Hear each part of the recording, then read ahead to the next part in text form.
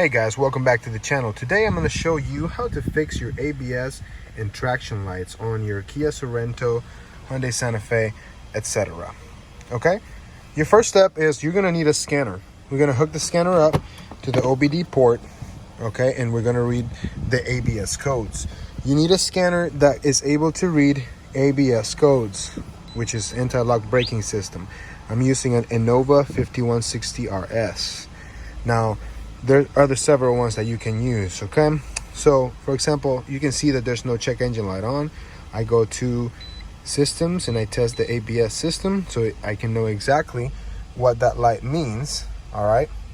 And it's asking me, is this a Kia Sorento 2014? Yes, it is, 2.4 GDI, so we hit yes. And the scanner will scan the code for me, and it tells me that it's a right rear wheel speed sensor signal range performance intermittent. All right, and there's two codes. The second one is right rear wheel speed sensor signal, open or short. Every time you see open or short on there, most likely 99% of the time the sensor is bad or the wire is broken or missing. So let's check it out. Step number one is going to be, of course, to lift the vehicle up, right rear wheel up, and remove the wheel itself. Okay, so I'm going to fast forward and we'll do that right now. If you ever wonder where to position your jack, if you look underneath the vehicle, you're gonna see on your frame some indentations right there. That thing right there shows you that that is your jacking point, so you're safe to put your jack right there. All right, here we go. All right, guys, with your wheel off the vehicle, our next step is going to be to remove this brake caliper off the rotor, okay? Now, in order for us to do that, we're going to need to get this out of the way. All right, now this has a lot of tension because of this spring right here. So we're gonna use a jack, and I put it at the bottom of this right here to put a little bit of pressure to compress that spring so we can take this screw out. And if you notice, that screw has a nut on this side, and it's a 19 millimeter. So you need to grab one of these open-ended wrenches on one side. All right, for example, you can put this wrench right here and hit it with your impact on the other side after you release some pressure over here, okay? You can spray some lubricant right there to make your life a little bit easier. So that's what I'm gonna do right now.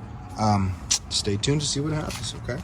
And the reason why I'm taking that off is because the second screw is actually right here. It's right behind there. So you won't be able to get to it unless you remove this. All right, here we go, guys. As you notice, once you do that, you can just remove your little nut from here, put it somewhere where you won't lose it, and then pull on the other side. All right, that's all I'm doing is I'm just pulling it like that all the way through, and now you should be able to move this arm out of the way. May take a little bit of pressure. You don't need to move that much, just enough to get to the bolt that's back here. Okay, I'll show you right now. All right, guys, so here we go. Using a 14 millimeter, you're gonna wanna push down on this so you can get your ratchet and socket in here so you can loosen up this bolt to remove your caliper. Now, that's kind of the hardest part of the job, honestly. So, I guess it's loose all the way. And now we loosen up this one right here to remove the rotor. This one's also 14 millimeter, okay? So I'm gonna take this one right here off, and let me see if I can turn it around to show you the other one. I don't know if it zooms in, but it's right here, this one. I hope it's able to see it, okay? So there you go. I'm gonna take those two out right there, and then take this caliper off. Once I do that, I'm gonna take off the rotor. Once I take the rotor off, I should have clear access to that hub bearing, okay? Once you have removed those two bolts, you should be free and clear to wiggle this out of the way, just like that.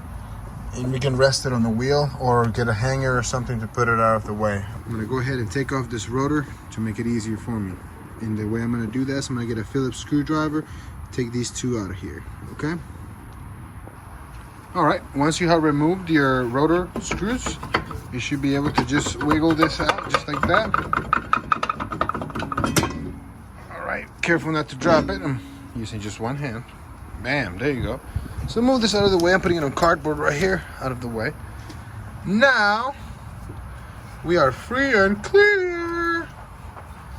All right, you're gonna wanna spray off all that dust right there, and then we're gonna spray with some lubricant in here so we can clean everything up, make sure it's good, and be able to replace that, okay? This shield may come off as soon as you take those screws off, so don't be alarmed, all right? Here we go. I'm gonna take the screws from the back. All right, guys, I'm gonna show you how I got to them. I'm using a 14 millimeter to get all four. It's actually four. If you're looking here, there's 1, 2, and then 3 and 4 right here. So I'm gonna hold the camera right here and I'm gonna let you look at them. If you look to the left and right, those are the bottom ones. The top ones are actually right here. You see that groove? Let's see. I'm gonna try to flip the camera and see if I can position you in a better view. Perfect. All right, let's see if this works. Okay, so here's my 14. I'm gonna get the one at the top. Make sure you don't lose that screw. Grab it, take it out. You know, now I'm getting the bottom one. I already loosened these up already, guys, so much easier. Okay. Just like that. Take this one out. Last one. Hit the bottom one from right here. Oh, right here, whatever works. But for the camera purposes, you get the gist, all right? 1 second. Now the next step is, before you take the hub out, we got to remove the sensor, and in order to do that, we got to take that clip right there. You see that clip? Let's pull that clip off, and then the sensor should just pull off, all right? So I'm grabbing it like that, and then that thing should just come out easily. Put it somewhere where you won't lose it. And now the sensor should just slide right off, just like that. Now look at the connections. Connections are good. Nothing's like super dirty. All right, so that just shows to me that this is no longer good. Now, once your screws are out, this is gonna come right off. All right, so today I'm gonna show you successfully how to change one of these wheel bearings and hubs with the sensor to get rid of your ABS traction light. All right, here we go. Out with the old, in with the new. Now's your chance to go ahead and scrape all that, clean it all real good right here, so all the mating surfaces are nice and clean when we put the new bearing in. Okay, once we're gonna do that, we got the new part right here. We're gonna go ahead and open it up and install it in reverse order. Okay, so just stick around. All right, after cleaning the mating surfaces just like that, don't forget to clean this up and line this up as well before you put your bearing on. Okay, so I am gonna need both hands for this because I don't have anybody to help me record, but I'm gonna use one hand to hold it and the other hand to put the bearing on and get it tightened up with the screw on the other side. Okay, here we go. All right, so once you have your new hub bearing in place, be sure to start these screws up like that by hand so it's easier to get them in. All right, and go ahead and drive it home. Here we go. All right, so once you tighten up all your screws real nice and well, we're gonna grab our sensor, we're gonna plug it back in, same form that it was, the same position that it was disconnected, right? Just like that. And then we gotta put the connector in, the pin. So let's see if it'll let me do it on camera. There you go. All right, now it's on here, no problems. There you go, guys. So that's how you do it. Now I gotta put the rotor back on, put the rotor screws back on. Let's do it. There you go. Once your rotor is back on, it's time to put the brake caliper back on, which, should just slide right into place like that. Wiggle into place just like that. There you go. Now we're gonna put the caliper screws in there and we're almost done, guys.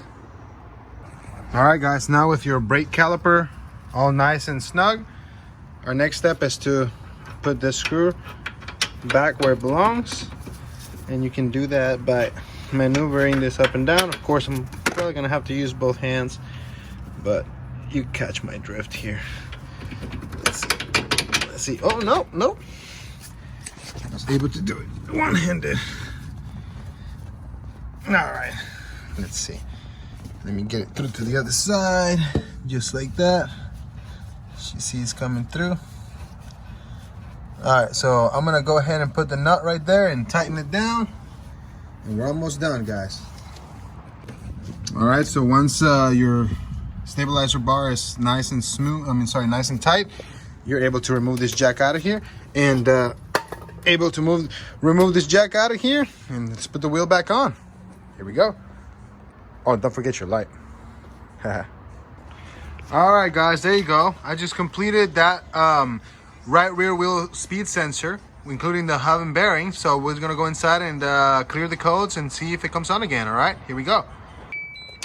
All right, here I am inside the Kia. I'm gonna go ahead and clear the codes real quick. Let's see. Status system, ABS. Yes, this is mine. Bum, bum, bum, bum. All right, we're gonna delete the codes, erase DTCs. They're gone. Erase was successful. All right, now we're gonna start it. And as you can see, now it says no ABS or data trouble codes are present, and the light's gone. So we'll go for a quick spin, and I'll give you an update right now. Well, guys, that's pretty much it. I just drove it, not that long, but long enough for the ABS lights to come on, and it still says no codes are available, so problem's fixed.